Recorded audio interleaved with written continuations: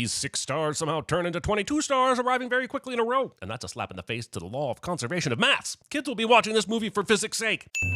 Whoa! I'm okay. Nobody asked. Also, 50 seconds of doggos.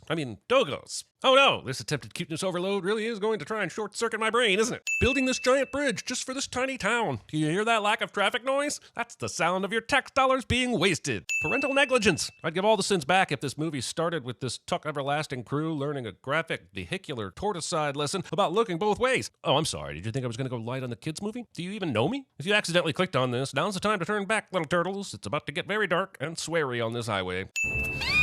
There's no way he got his head in that shell without any physical damage. At least that's what I assume, based on the way my mother always made me feel guilty about my own massive noggin. Look out, little guy!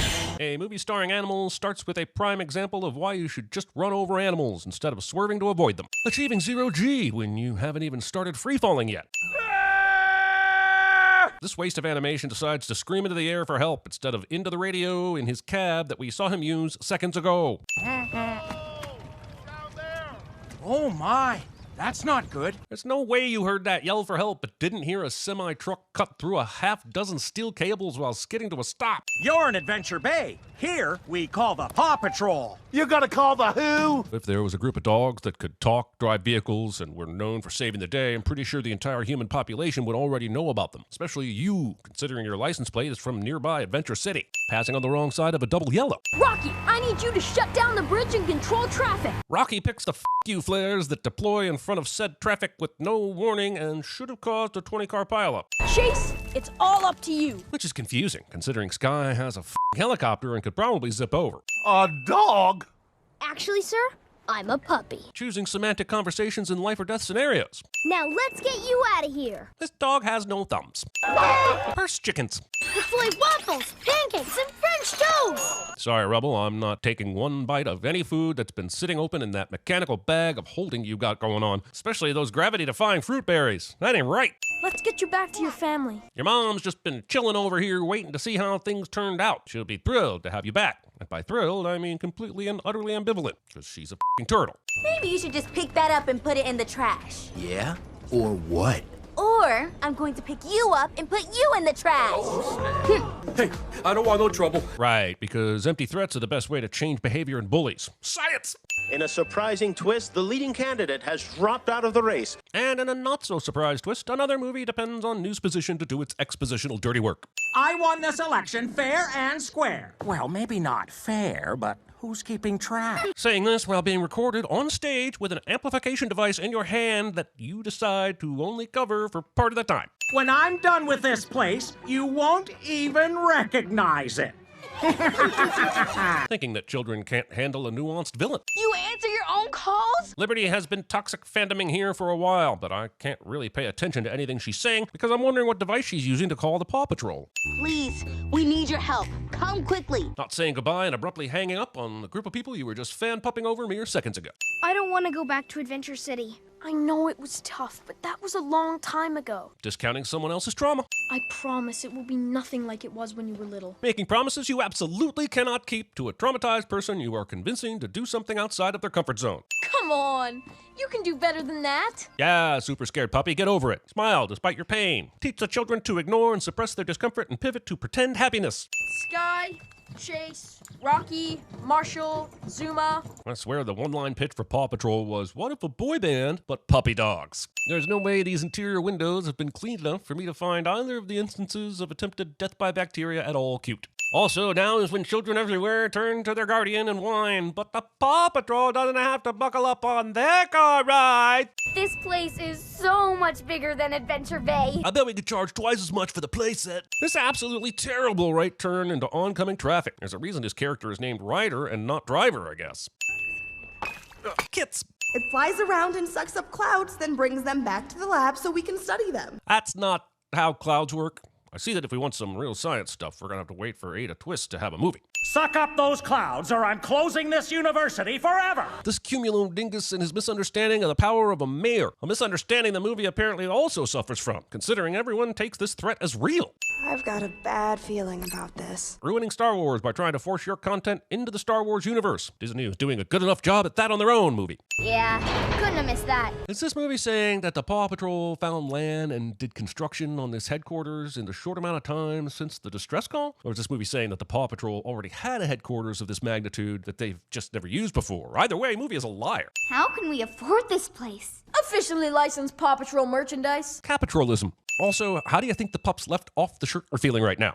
We've got everything we need at our fingertips. Saying this to a group of paw-based life forms. Everybody's got their own cubby. Look, at some point we have to deal with the wealth that goes into an organization that is meant to help people in need. This place is full of excess. It's not a new thing. The Catholic Church has been pulling this for centuries. I just never thought it would infect the rescue pup industry. Putting your control board on stage and locating your giant speakers behind the microphone. Don't blame me for complaining. You're the one blatantly asking for unnecessary feedback. These rockets were red glaring from several blocks away, so how did this one manage to land on the stage when it hasn't even gone off yet? This is why dogs hate fireworks! No, it's not. They hate them for the same reason many humans hate them. They're shockingly loud, create anxiety, and are a curse from hell hoisted upon us by a demon who follows us wherever we go to possess our neighbors, manipulating them into haunting our nights with the dark explosions of the underworld's malice. Okay, that last one might just be me. We've got to stop those fireworks before they burn down the city. Great, right, sure. But didn't you come to this city because a pup called asking for help to take down a political opponent? When are we going to get to that? Side-by-side slow motion walk to prove that we're a bunch of badass mother puppets cliche. I'm sure it's a complete accident that these outfits all come together like they are toy pieces. Nope, no psychological manipulation going on here at all. I'm sure it's a complete accident that this slide comes out of this building like it's directly from a playset. Nope, no psychological manipulation going on here at all. I'm sure it's a complete accident that this vehicle porn directly relates to fun accessories. You know, you get the idea. This movie and show is about selling toys. Feel free to go about your life pretending like your favorite shows and movies weren't.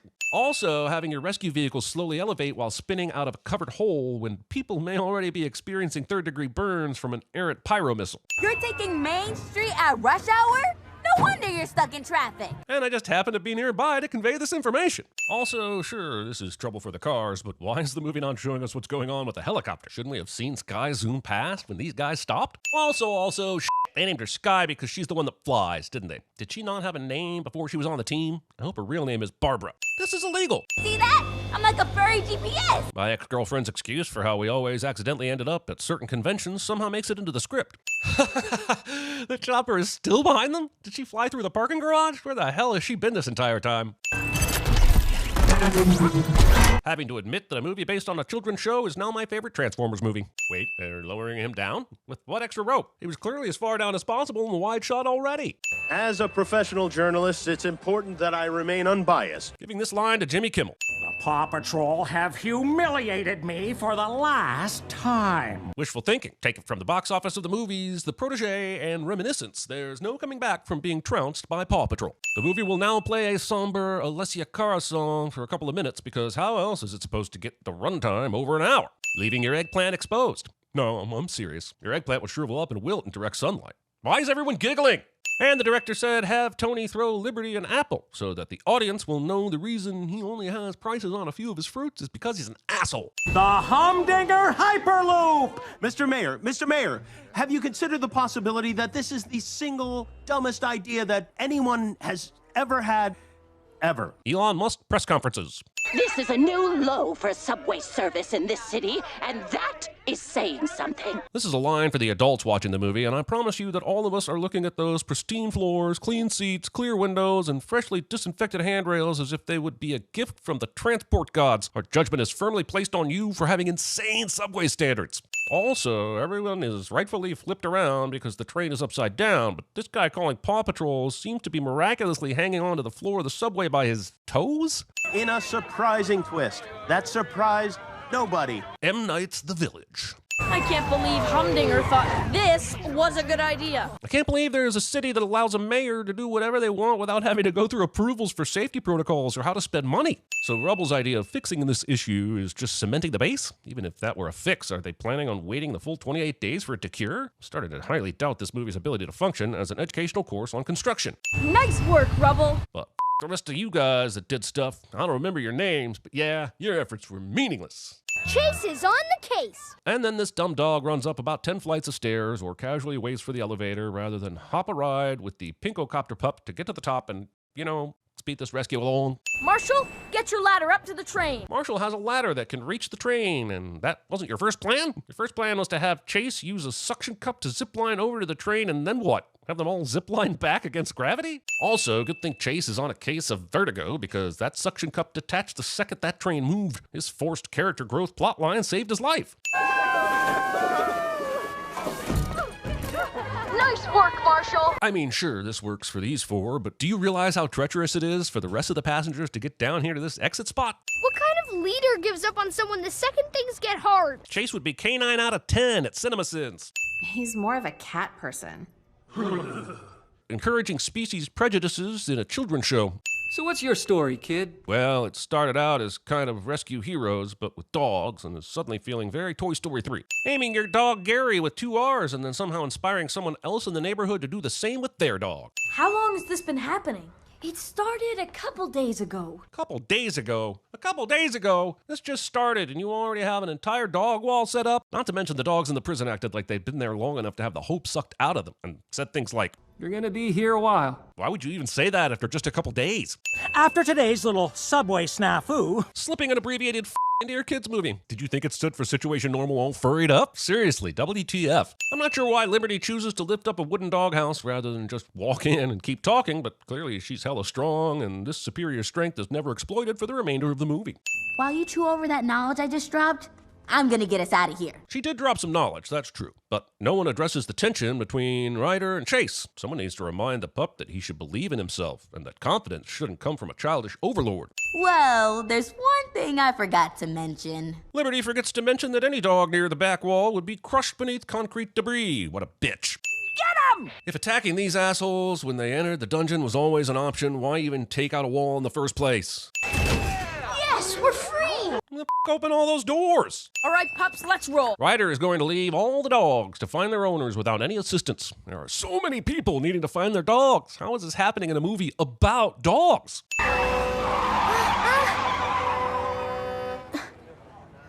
Are we supposed to cheer on a kid for stepping in front of an out-of-control van in order to save a dog from being run over? Kids, do not step in front of vehicles, probably not even parked ones. Better yet, don't leave home, live in the basement, and watch YouTube videos forever. It's safer. Yeah, I just don't know who actually runs with their arms over their heads like that. For the first time, we see each of the vehicles come up out of the same hole, and apparently on the same platform. We never see the platform go down and reload. Crap, I'm gonna have to buy the toy to figure out how this works, aren't I? You're kind of like an honorary member of the Paw Patrol, right? Your words, not mine. She has literally said that she was an honorary member multiple times before now and is clearly an artful manipulator. If Liberty doesn't infiltrate the Bark Squad and systematically take over, then this character is useless.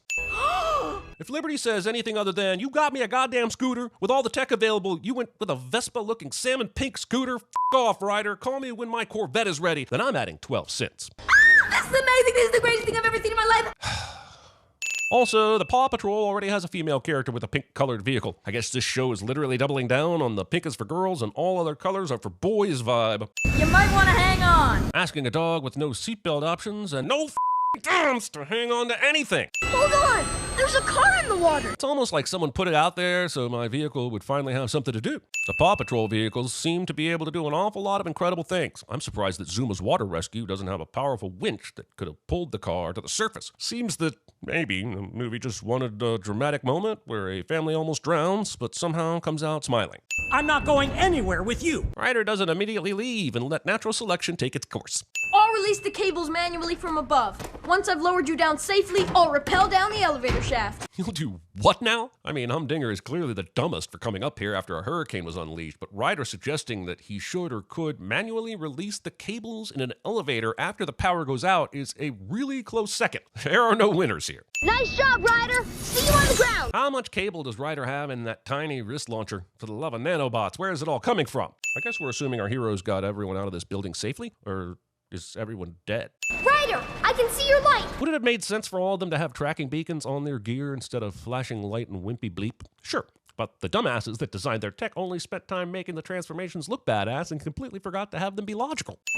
Grappling hook!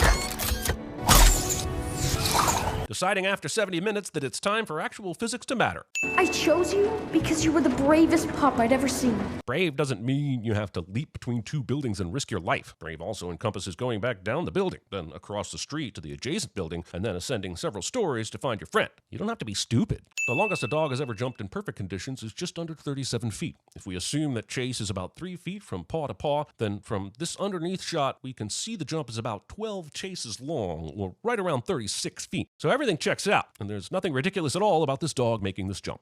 You did it! We did it. They did it.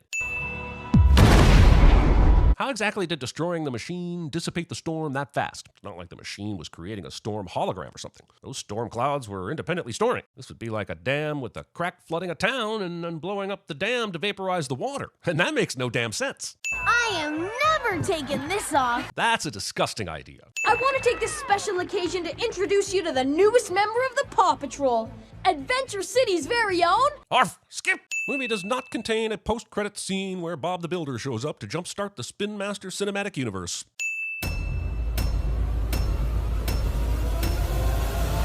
Release the hounds. Go get Lassie! Lassie. When I'm done with this place, you won't even recognize it. Maniacal laugh. Maniacal laugh. It's a free-floating, gyroscopically balanced, remote-controlled weather containment and analysis apparatus. I don't understand a word you just said. We put her up inside a tornado. She opens and releases hundreds of these sensors that measure all parts of the tornado simultaneously. Cruiser, mini, micro machine, vehicles, planes, and boats to the police station, the marina, the mini motorcycle repair shop, the gas station, the construction office, work, the real working drawbridge, highway, passenger ramp, and garage doors. Or take a micro machine, flying machine in for a landing. Phew, this place has it all. I can't stand those dogs. Everyone knows you're a cat person. And I can't stand them. I guess the moral is the squeaky wheel gets the grease. I can do this. I can do this. No, you can't! You think you can do these things, but you can't, Nemo!